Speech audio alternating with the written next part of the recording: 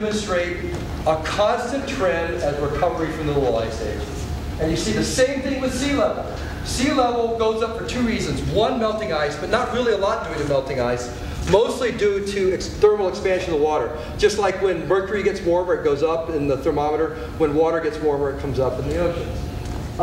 Here, and this is real rough, because when we measured recently, it's much more accurate. This is from tide gauges, and sometimes the tide gauges were on land that was sinking, and it's really hard to figure this out. But basically, they said here's sea level up through the end of the little ice age. Little ice age ends, and since the little ice age, we have had a constant, nearly constant rate of sea level rise for 150 years.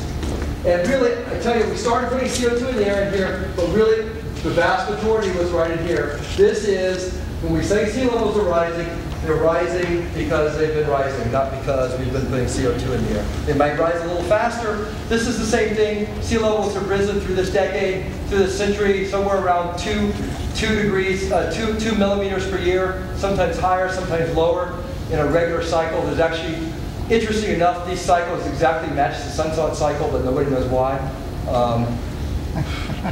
And the IPCC report, Al Gore says the sea level is going to rise 20 feet. The IPCC actually says it's going to be about 12 inches over the next year. 12 inches roughly corresponds to 3 millimeters a year, which is about just slightly above what it's been rising for the last 200. So it says that sea levels will rise next 100 about what they had last 100. Do not worry about drowning. Most alarmists at this point, and they do, if you go look at my videos, the comments on YouTube, they say precautionary principle. You know, they say that as if that's really some principle in the law or something we always do. We actually don't ever follow the precautionary principle in anything. The precautionary principle says that there's a low probability chance of a very, very bad thing happening, then we should spend tons of money to prevent it. You know, if that were true, I don't know why we're not building laser cannons for meteors and space aliens. I mean, it's just not true. The other thing they say, well, it's an insurance policy. That's fine. I buy insurance. Yes, I get the concept of insurance. But if I had a $4,000 car, I wouldn't pay $6,000 a year for insurance. And that's kind of what you're buying in a climate insurance policy. You're buying $6,000 insurance for a $4,000 car. And what really frustrates me about the debate in Capitol Hill, beyond the fact that the bill is 2,000 pages and I can't seem to get through it, is that people like Nancy Pelosi and Barack Obama say, well, this really won't be expensive. Well, it's got to be wrong, because the whole point of cap and trade or a carbon tax is to be expensive. It's not expensive. People don't change their fuel using habits. It's got to be expensive.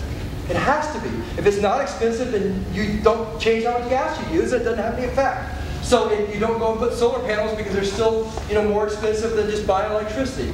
Europeans have $8 or $9 gas. They still haven't cut back their driving enough to meet the targets. You're talking about a very, very expensive program.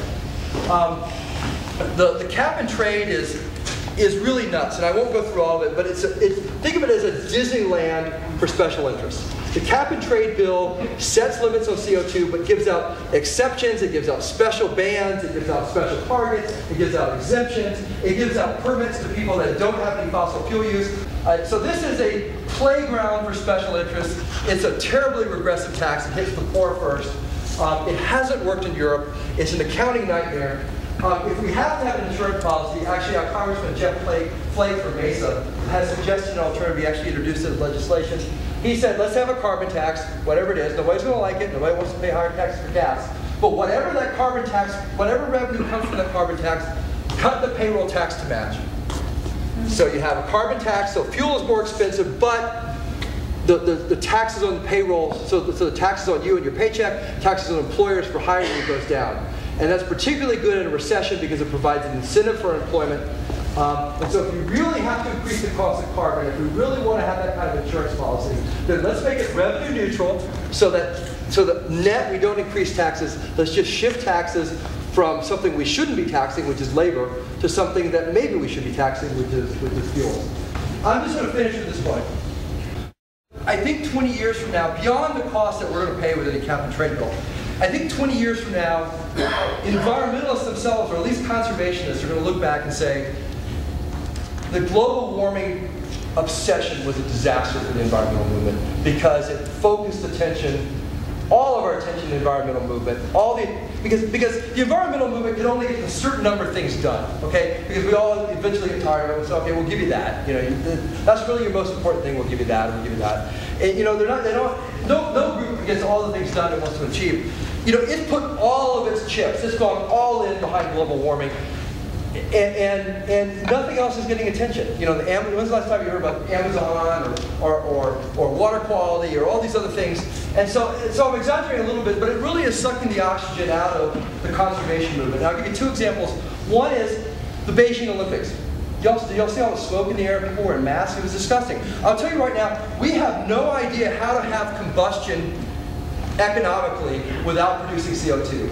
Okay? But that's what we're talking to the Chinese about. But we do have a very good idea of how to economically have combustion and have a growing society without our air looking like that. You know, because our air used to look like that and we fixed it.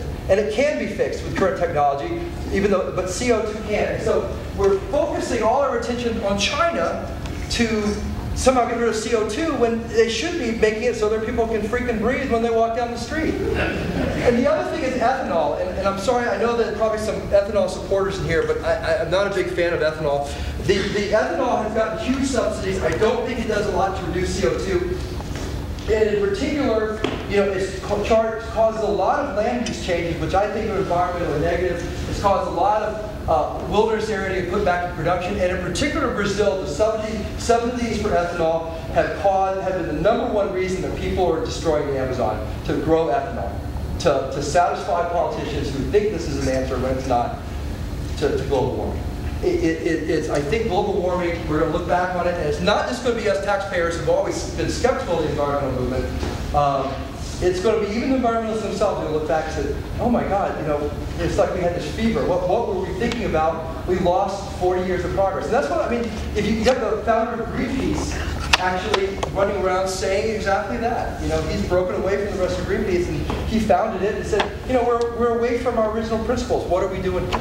So anyway, I appreciate your time. If you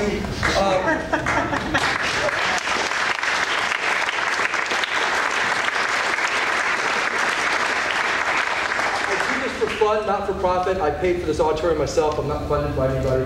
If you have a group that would like some bit of this presentation, and I can do it without costing myself a lot of money, I'm always open to that. I don't have speaking fees, so let me know. The way to contact me is at my email is at climateskeptic.com. That's climate-skeptic.com.